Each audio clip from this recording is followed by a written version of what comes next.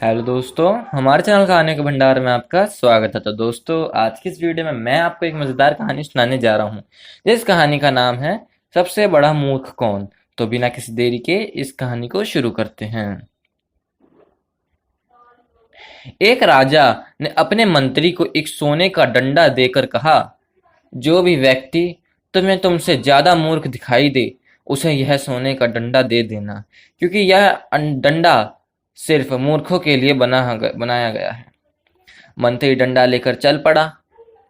बहुत तलाश करने के बाद उसे एक ऐसा मूर्ख व्यक्ति दिखाई पड़ा जो उससे भी ज्यादा मूर्ख था, और उस मंत्री ने वो सोने का डंडा उसे देकर कहा कि यदि तुम्हें कोई अपने से भी ज्यादा मूर्ख व्यक्ति मिले तो उसे यह डंडा दे देना।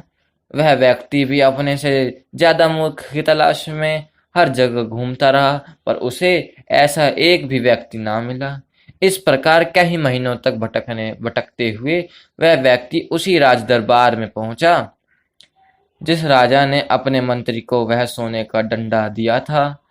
वह व्यक्ति जैसे ही राज दरबार में पहुंचा तो वहां पर लोगों की भारी भीड़ लगी हुई थी। तभी वह व्यक्ति उस सोने के डंडे को अपने थैले में डालकर राजा से मिलने पहुंचा। तो उसने देखा कि राजा तो बहुत ज्यादा बीमार पड़ा है, और वैद्य जी उनकी नवाज देख कर नबज देखे नबज देख रहे थे। तभी राजा ने सभी लोगों से कहा कि मेरी अंत का समय आ चुका है। अब मैं इस संसार को छोड़कर जा रहा हूँ। तभी उस व्यक्ति ने राजा से कुछ पूछने की आज्ञा मांगी। राजा ने कहा, पूछो, आज्ञा है, मगर जल्दी पूछो।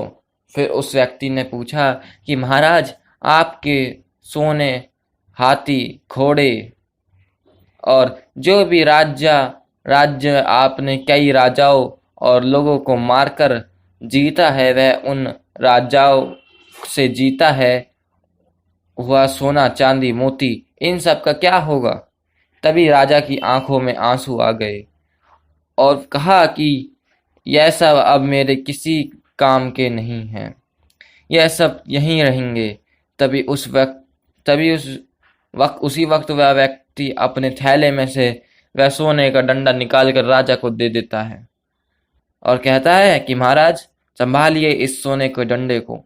इसके असली हकदार आप ही हो, क्योंकि मुझसे कहा गया था कि यह सोने का डंडा मैं उस व्यक्ति को दूं जो मुझसे ज्यादा मूर्ख हो। लेकिन मुझे यह कहने में कोई डर नहीं कि महाराज, आप से ज्यादा मूर्ख और कोई नहीं हो सकता, क्योंकि जब आपको पता था कि यह सोना, चांदी, हीरे, मोती और इतने बड़े बड़े राज्यों को आप मारने के बाद ऊपर भगवान के पास नहीं ले जा सकते, तो फिर आपने इतने लोगों को क्यों मारा? क्या आप पूरा जीवन दूसरे राजाओं को लूटने में बिता दिया? क्या मिला आपको यह सब हासिल करके? इसलिए मेरे हिसाब से महाराज, पूरी दुनिया में आपसे बड़ा मूर्ख कोई नहीं हो सकता। इसलिए मैं आपसे माफी मांगना चाहूंगा, लेकिन यह डंडा आप ही रखिए। यह कहकर वो व्यक्ति चला गया। तभी राजा अपने डंडे को देखकर रोने लगा। उसने मन में ही सोचा कि वास्तव में दुनिया का सबसे बड़ा मूर्ख मैं ही हूँ, क्योंकि मैंने बुरे कर्म तो बहुत किए, मगर अच्छा कर्म मैंने एक भी नहीं किया।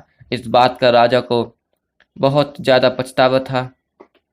तो दोस्तों, जीवन में हर एक इंसान को हमेशा अच्छे कर्म और दूसरे की भलाई की करनी चाहिए, क्योंकि दोस्तों, इंसान के मरने के बाद अच्छे कर्म और बुरे कर्म ही उसके साथ जाते हैं।